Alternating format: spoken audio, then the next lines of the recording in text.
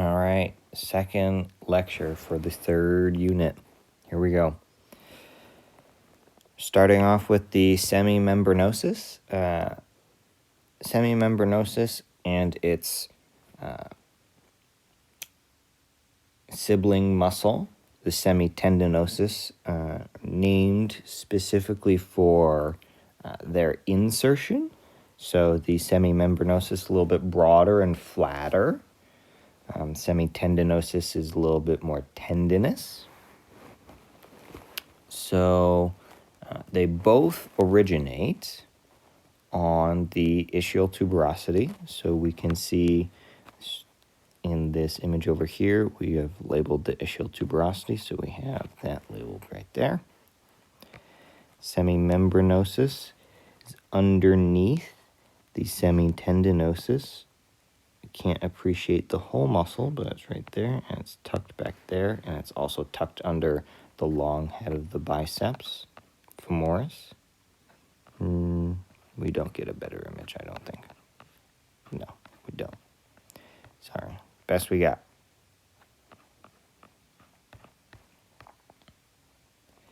All right. And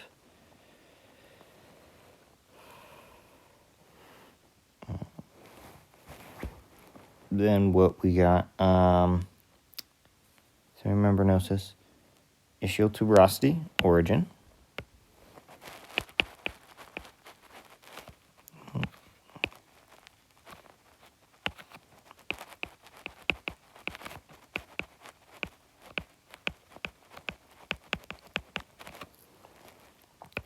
Simple. So then the insertion of the semimembranosus is somewhat complicated. So we insert onto the medial tibial condyle. We can see that down here. We're inserting onto that medial tibia right down here. But you also see another label right down there. It's called pes anserinus. And we will get to that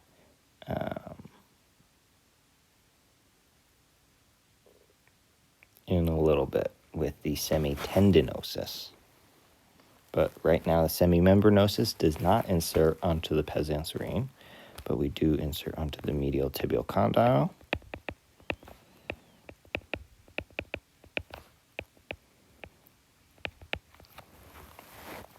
We also have another structure that we insert onto called the oblique popliteal ligament. The popliteal fossa is a structure in the back of your knee. So it's this kind of triangular shaped area back here at the back of your knee. That's the popliteal fossa.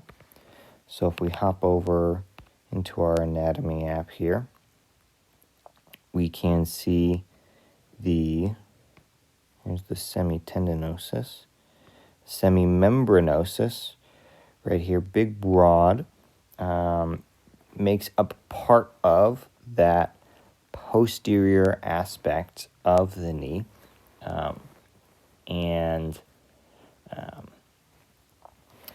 If we add in some connective tissue here, so there's the oblique, where we go? Here we go. We're going to search it here. So if we get the oblique popliteal ligament right here, so we can see that they kind of blend together right here, that semimembranosus and that oblique popliteal ligament blend together and insert onto the tibia. Okay? That oblique popliteal ligament. So we'll hop back in here, and we have insertion of oblique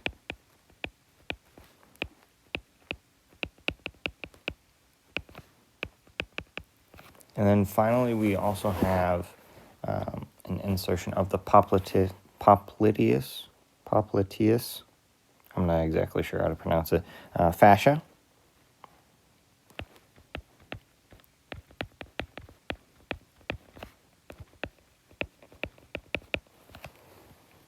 And that popliteus fascia makes up part of the posterior capsule of the knee. And so it'll help contain the fluid that is inside of the knee. So fascia, just a big broad band of connective tissue to help keep that fluid in that knee in this particular instance. And then we have an action. So if we look at the origin and insertion, we can see that we're crossing both the hip joint and the knee joint. And so at the hip joint, we are going to do hip extension.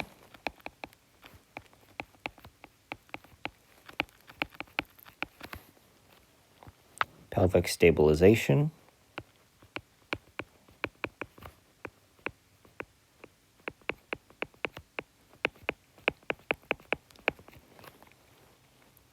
And then at the knee joint, we're going to do flexion.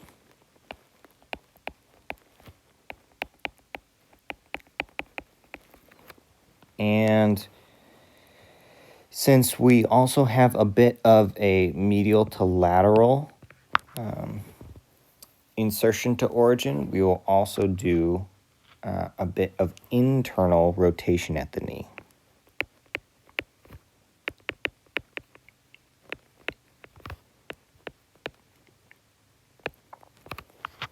Ever so slight, because typically the knee only moves in flexion and extension, but we do have a little bit of internal external rotation at the knee, so it will help with that. So semimembranosus of the two medial hamstring muscles is the larger of the two, the big semimembranosus. And we can see compared to the semitendinosus, right? As I mentioned, tendinosus is going to be a little bit more tendinous. So you can see in this representation that it's that tendinosus, semitendinosus, a little bit longer, a little bit more tendinous. Semimembranosus, broader insertion, right? When we have that connective tissue, it's a little bit more of a membrane insertion.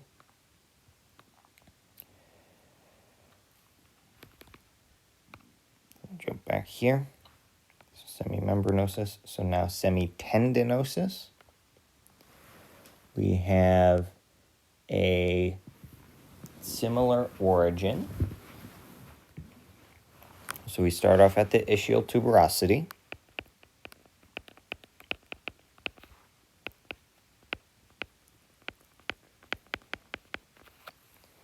And we also have a common insertion. The semitendinosus has a common insertion with the long head of the biceps femoris. So let's try and look at that now.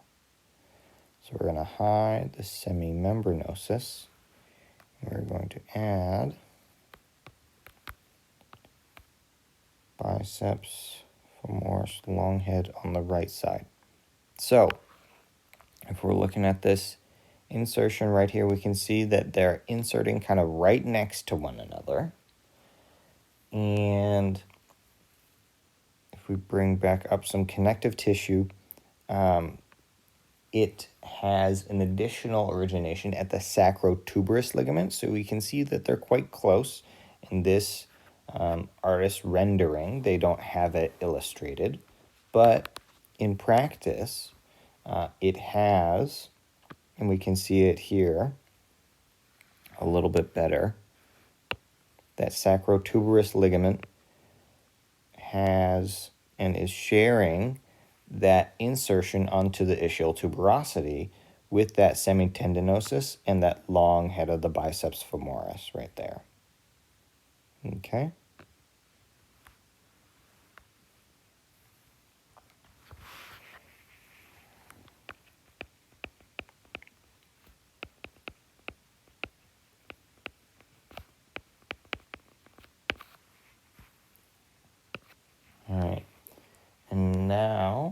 we insert onto the medial tibial tuberosity in the pes anserine. So pes anserine or pes anserinus.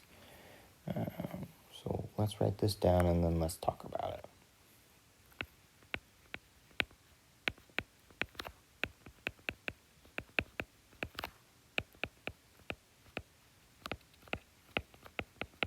Medial tibial tuberosity in the pes NS.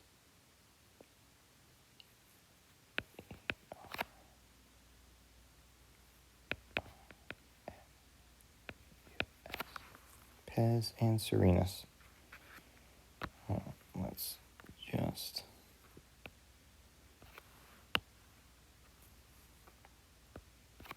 there we go. Better. So let's talk about it. Pes anserine is a area where we have a couple of different muscles. So, oh, no, I don't want to rate it. So let's add in sartorius and gracilis. So pes anserine made up of three muscles, semitendinosus, sartorius, and gracilis. We won't add onto our models the sartorius and gracilis, unfortunately. But we can see that they all insert onto this medial tibial tuberosity, and they form this area where just beneath it there is a bursa. So a bursa is a fluid-filled sac to help prevent friction, and is called the pes anserine because it resembles a goose foot. I believe that's the Latin for it. And so it forms this area on the medial tibial tuberosity.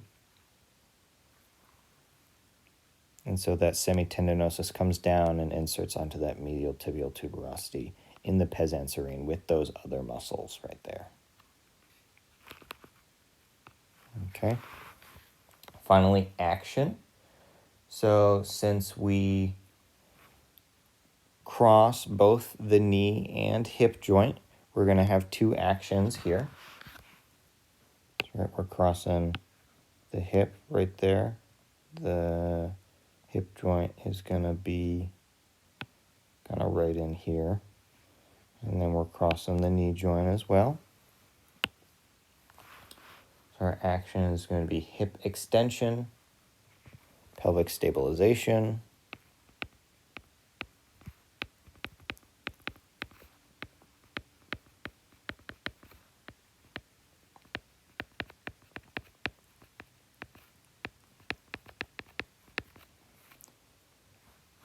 and then knee flexion and internal rotation.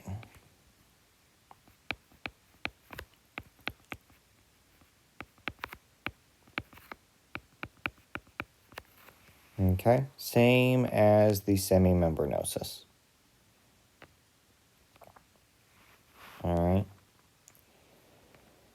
Last one, but last two because I break them up into the long head and the short head here.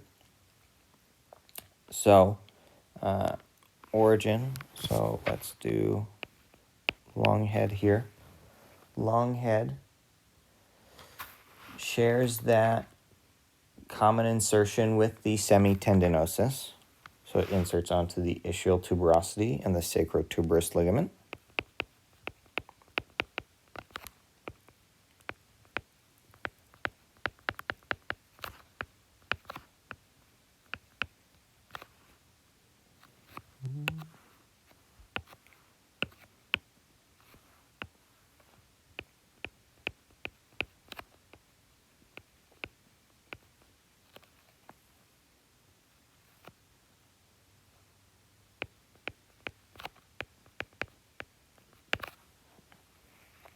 And then if if we have a long head, we have a short head.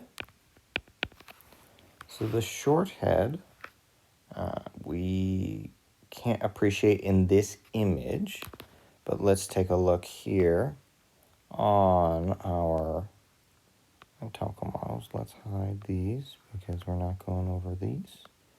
We're going to hide this biceps femoris. Here is the short head, much shorter, much smaller. You might be able to appreciate the linea aspera right here. And so the origin is going to be the lateral lip of the linea aspera in the middle third. So we're going to have middle third of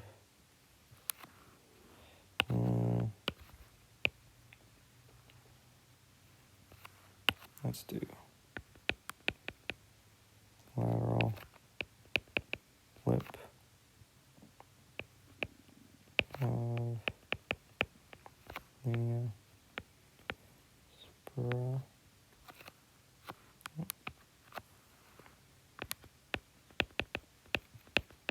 Middle third. All right, short head.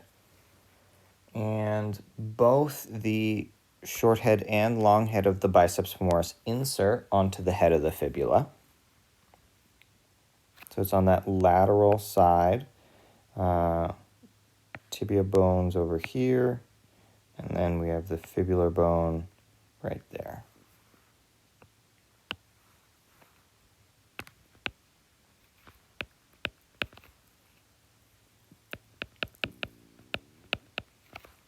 Okay. So then we also have distinct actions for the short head and long head. So on the long head, we're crossing both the hip joint and the knee joint. Excuse me. So we are going to have hip extension, pelvic stabilization, knee flexion, and external rotation.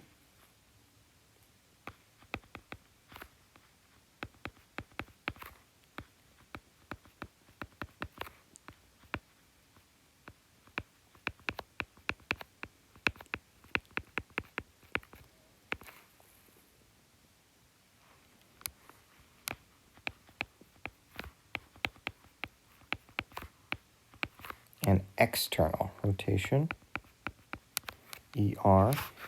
External rotation, right? So the semimembranosus and tendinosus insert onto the medial aspect.